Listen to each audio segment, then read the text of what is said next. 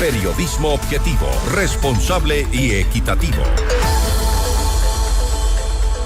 A pesar de la negativa y el archivo de la ley antipillos, la normativa fue publicada en el registro oficial. Desde la Asamblea Nacional se planteará una acción de inconstitucionalidad en torno a esta decisión. La noticia requiere profundidad.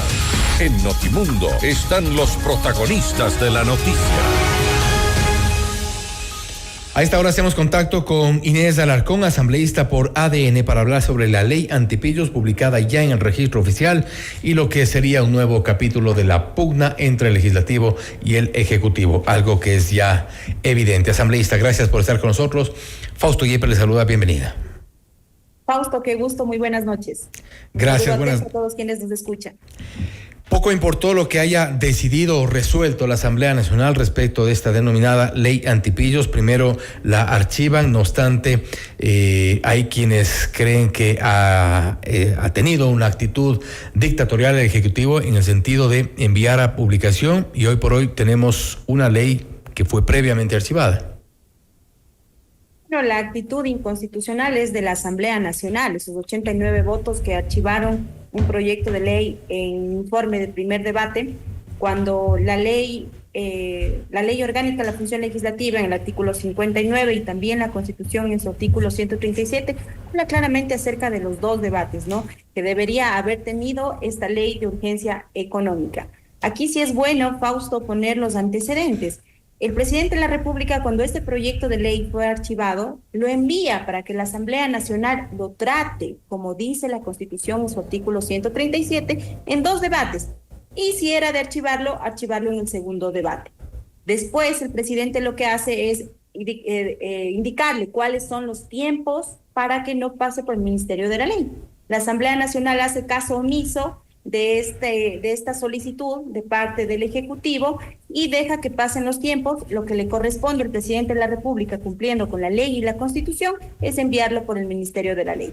Pero lo que hace el presidente es hacer caso omiso, recogiendo sus palabras, del archivo dispuesto por la Asamblea Nacional. Es que la Asamblea Nacional no podía archivar en primer debate una ley urgente económica. El 137 es claro, debe trabajarse en dos debates. El artículo 59 habla sobre los tiempos de una ley urgente económica, pero no dice sobre el archivo en primer debate. En derecho público se debe hacer lo estrictamente escrito en la norma. No podemos dar paso a interpretar como lo han querido hacer. Por eso se han abierto ciertos debates con este proyecto de ley, pero el presidente de la República ha tomado el camino constitucional adecuado.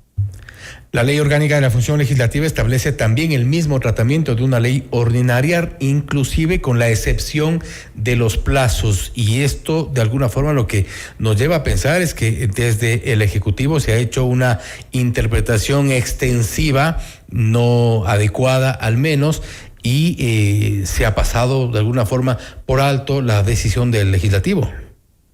Bueno, yo entiendo que usted se refiere al artículo 60, en donde nos habla sobre el tratamiento de una ley ordinaria, en donde habla que el primer informe para el primer debate y con su mayoría calificada podrá ser archivada en el primer debate. Pero ahí habla de los tiempos y habla de un mínimo de 60 días para entregar el informe de primer debate. Claramente no. Pero se refiere al mismo tratamiento excepto los plazos.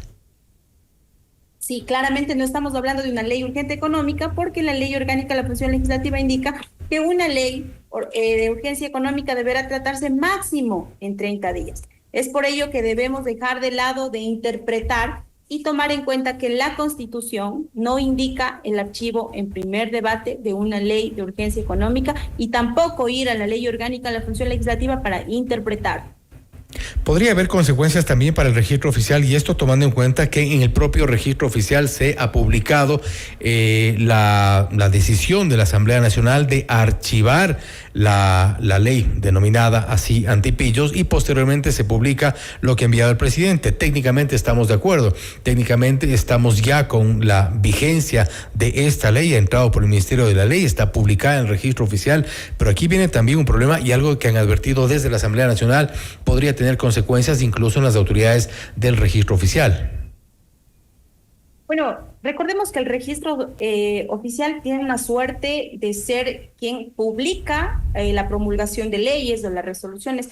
Lo que hace es promulgarlas o publicarlas, más no puede dirimir ni dar ningún tipo de comentario o algún tipo de resolución acerca de lo que envía el presidente de la República, porque es él quien promulga, decreta la ley y a su vez pasa al registro oficial. Lo que hace el registro oficial es su trabajo, publicarlo nada más. El riesgo no es, como ya se ha anunciado, por ejemplo, una acción de inconstitucionalidad, y esto por vicios de procedimiento que se han detectado en la publicación de esta ley. No, estamos en un estado de derecho, en un estado democrático, en donde todos quienes no se sienten conformes pueden presentar acciones de inconstitucionalidad, acciones de protección. Y es lo correcto en un Estado democrático, será la justicia quien lo determine, pero vuelvo a repetir, nosotros creemos que el presidente de la República ha tomado el camino constitucional adecuado en este proyecto de ley, donde no tuvo un pronunciamiento en un segundo debate, como lo indica la norma. No se está vulnerando la independencia de poderes, tomando en cuenta que hay una decisión de la Asamblea, hay una decisión o una insistencia por parte del Ejecutivo, y aquí finalmente se hace lo que el presidente dice, se hace lo que el Ejecutivo dice, y pues lo que piensen más de 130 legisladores pues queda un poco relegado.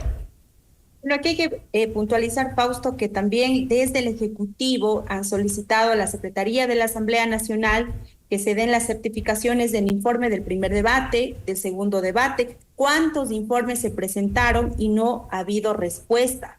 Al no haber respuesta, esto habilita al Ejecutivo para tener los argumentos necesarios para pasarlo por el Ministerio de la Ley, porque es clara la ley. Cuando no hay pronunciamiento de parte de la Asamblea Nacional, podrá pasar por el Ministerio de la Ley. Al no tener la respuesta de la Secretaría General de la Asamblea Nacional hacia el Ejecutivo, lo que sucede es eso, que pasa por el Ministerio de la Ley. ¿Pero qué iban a responder en la Secretaría de la Asamblea Nacional si nunca hubo un informe de segundo debate? El presidente de la República le notifica a la Asamblea Nacional que actúe en derecho y que haga un informe de segundo debate. No les costaba nada hacer un informe de segundo debate, los votos estaban ahí, pero por apresurarse, por tratar de deslegitimar el trabajo del gobierno en contra de las mafias y la delincuencia organizada, los lleva a cometer estos errores. Y creo que ahí también se ha identificado un error político del legislativo en este sentido y los resultados que vemos. Con esto cierro, asambleísta Alarcón. Usted se refiere precisamente con una ley que combate a las mafias, la denominada ley antipillos. ¿En qué parte podría hacerse efectiva de acuerdo a la normativa que ha sido ya publicada en el registro oficial? ¿Cuál es la diferencia? ¿Cuál es el antes y el después de la ley antipillos? Gracias por esa pregunta. En realidad se ha enfocado mucho en este tema de que si es o no constitucional mandarlo al registro oficial, pero lo de fondo es esto. ¿Qué trae de nuevo este proyecto de ley? Mira, aquí le voy a dar un caso puntual en la UAFE. Nosotros debemos a estas instituciones reforzarlas, tenemos que fortalecerlas. La UAFE ellos han denunciado 7 casos en los cuales ha habido lavado de activos y hay 178 millones de dólares en donde debieron pasar a manos de la UAFE.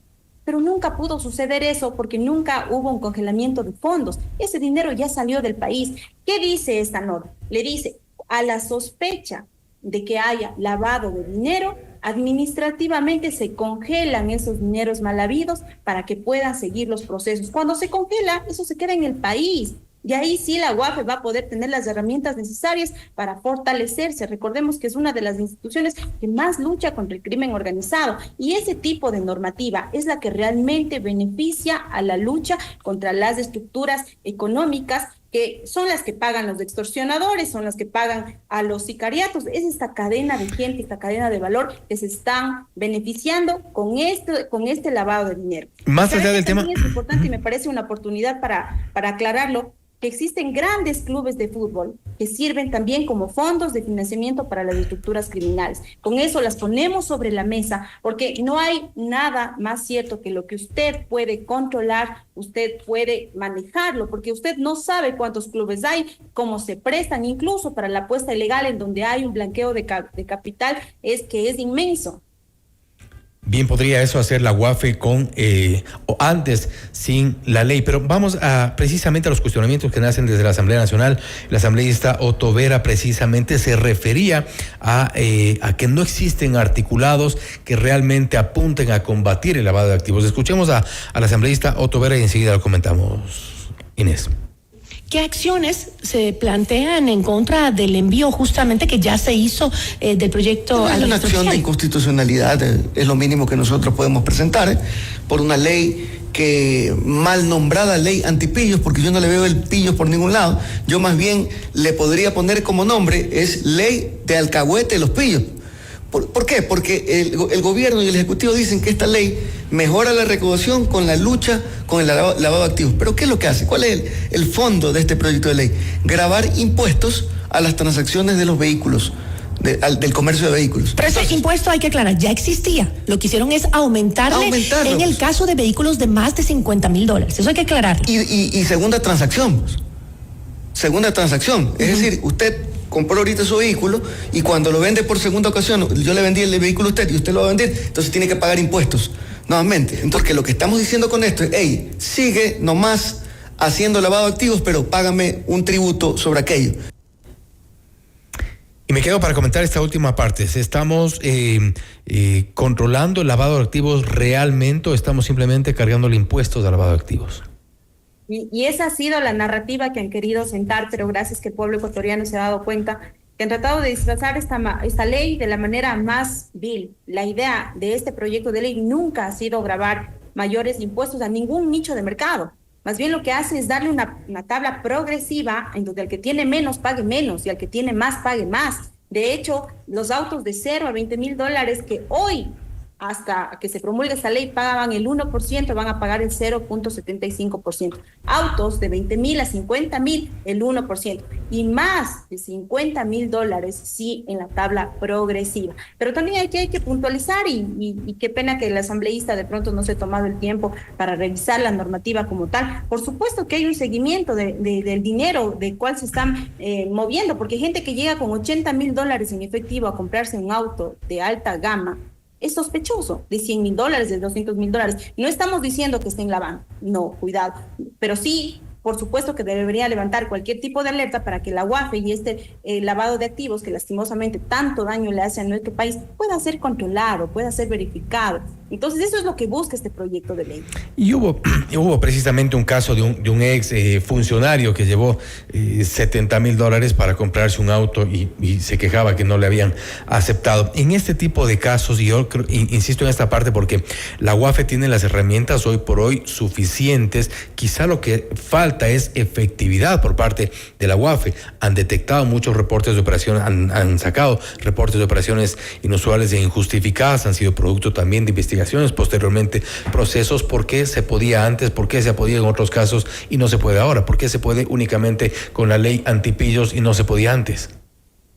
No existe congelar de manera administrativa los dineros que estén o que se sospechen que son de lavado de activos. Eso no existe. No pueden congelarlo administrativamente.